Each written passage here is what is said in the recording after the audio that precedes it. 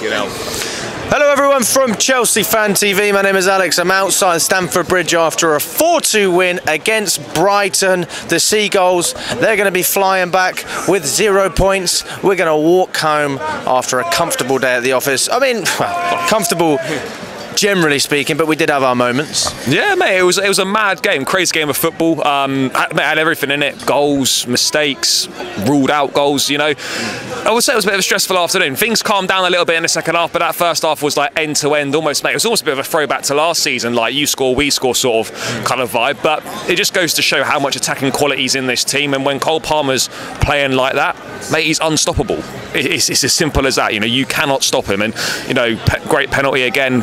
Ridiculous free kick, and then you know a nice couple of finishes as well. So you know, went through the whole catalogue really of finishes for his 4 goals. You know, we just needed a header. That's all we needed. Did we get a right-footed goal? Oh mate, I was too far away to see. I don't know. I didn't care, but it went in the back of the net 4 times and we won. So who gives a fuck? But it's mad though when someone scores that many goals and you can't even remember everything. Mate, he could have had a 5th as well. That chance in the second half must have been right in front of you.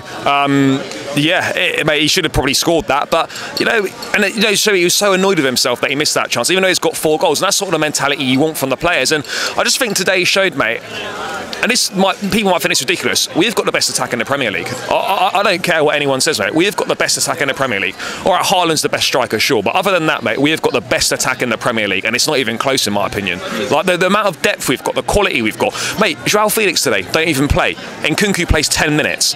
You know, the quality. Neto comes off the bench. Neto off the bench. You got Mudryk coming off the bench. Like the depth and the quality we've got in attack, mate, is scary. And honestly, if we're firing on our day, if we're firing with our attack, it's game over for anyone. Like no defence is stopping us when we're playing like that going forwards. And so, mate, it's exciting times ahead. Look, this was a good performance, but there were a couple of concerning things, mate. Sanchez never changes its spots, unfortunately, and it was one of them, mate. 2 such poor errors. You know, we literally gifted Brighton goals. Matoma looked relatively dangerous. You know, he got past Gusto a couple of times, but actually Brighton didn't really create very many clear-cut chances.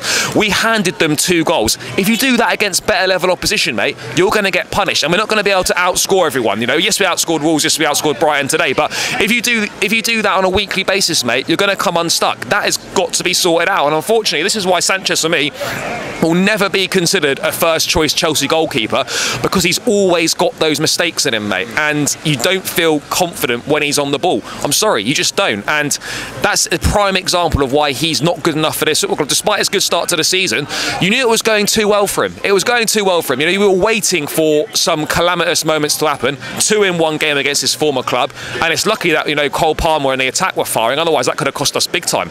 Yeah, I mean, Enzo Maresca come out and he said Sanchez is going to be my starting Premier League goalkeeper. Jorgensen is going to play in the cup competitions. Unless there's a massive drop-off, I'm going to keep it the same.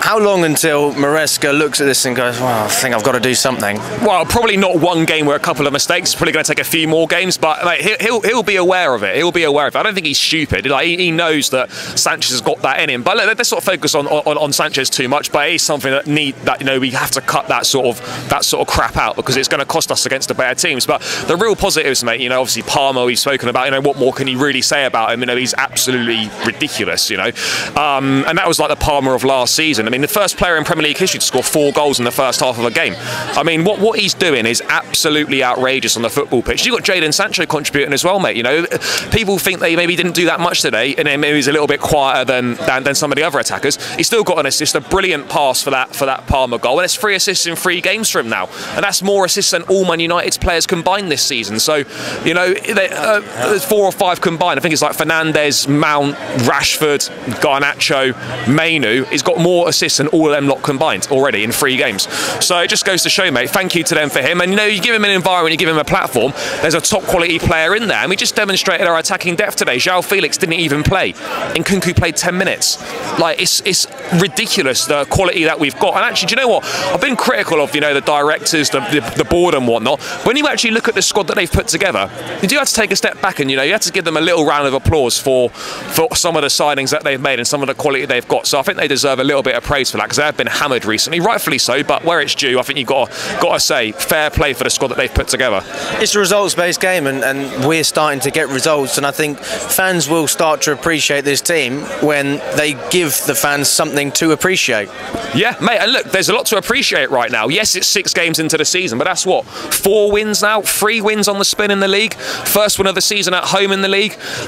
Mate, it's a real positive start, and as I said before, I don't think we could have had a better start to the season, other than maybe the Palace game in which we dropped points at home, which is a bit disappointing. Other than that, mate, we couldn't have had a better start to the season. What more could we have possibly asked for, really? And we're definitely heading in the right direction. Maresca's made a brilliant start, but let's see what happens when we go away to Liverpool after the international break, when we go to Old Trafford, when we face Arsenal. Let's see what happens. You know, we've played very well against the opposition we've played right now.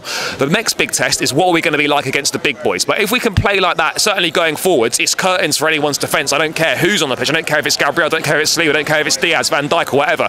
It's game over for them if our attack is firing how it's fired today, how it fired against Wolves, and how we know it can fire. So my only concerns really remain defensively. But I thought this was a good performance in general, but obviously Robert Sanchez made it a lot closer than it should have been. Neto's definitely knocking on the door for a starting, so I think Neto will start on Thursday in the Conference League.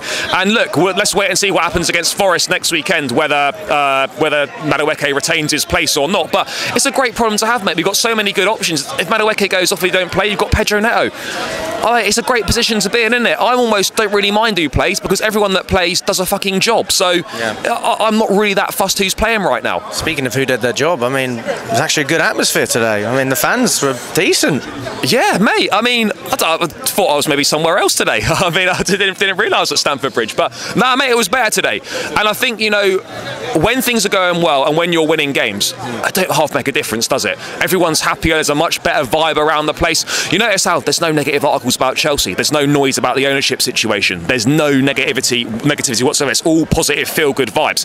And they must be hating it, having to write good things about us, having to speak about us in a positive way. They can't wait till the international break, mate. They got that ownership article saved in the drafts, mate, ready to drop in the international break to stir up some negativity surrounding Chelsea. But that's how you silence doubters, mate. You play good football, you win matches, and no one says anything bad about you. So this was a good performance. This was another step in the right direction. You know, it was a lot closer than it should have been. Second half, yeah, we were overrun in midfield a little bit, but it was great to see Lavia come back. Thought Enzo had a half-decent game as well today.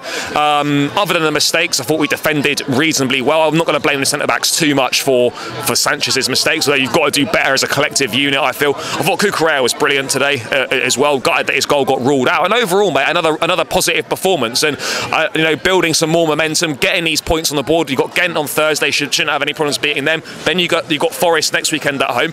You've got to get that one. You've got to get 3 points on the board there. And then you head into that tricky period, which is where we're going to find out about this team, where this team's at when we play Liverpool away, when we go to Old Trafford, when we play Arsenal at home. That's going to be our first real indication of how good this team is. But yeah, it was, mate. It was champagne football today, and we can't complain about anything, to be perfectly honest, mate, other than Robert Sanchez. But you know, it's a step in the right direction, mate. And it's such a breath of fresh air to chat to you after these games, and actually we're happy, we're positive, so chilled out, Charlie. We're chilled out. We're not stressed about anything. I mean, it almost makes the last 2 years sort of feel almost worth it when you sort of playing football like this, and you have the start to the season we've got. But you know, let's enjoy these days. There'll be some shit ones coming up. You know, that's just the way that football goes, and that is going to happen. So let's enjoy these days while we can. The attack's looking brilliant. Defence we need to work on, but Maresca's absolutely cooking, mate. And I feel like we're building something special here. All the foundations are there, all the ingredients are there. It's just about putting it all together now, and we're starting to see that come together, mate. Has this changed your predictions going into the end of the season? Gradually watching us get better and better? Mate, top four and win the Conference League was my aim at the start of the season. That's still my aim now. And realistic game? Yeah, I think, mate, that has to be realistic. I don't see how that's unrealistic. We're comfortably the best team in the Conference League, and you know, I think we're better than Villa at the moment. I think we're better than Newcastle. I think we're better than Spurs, better than Man United. So why can't we finish fourth? Big up, Charlie. Thank you very much, mate.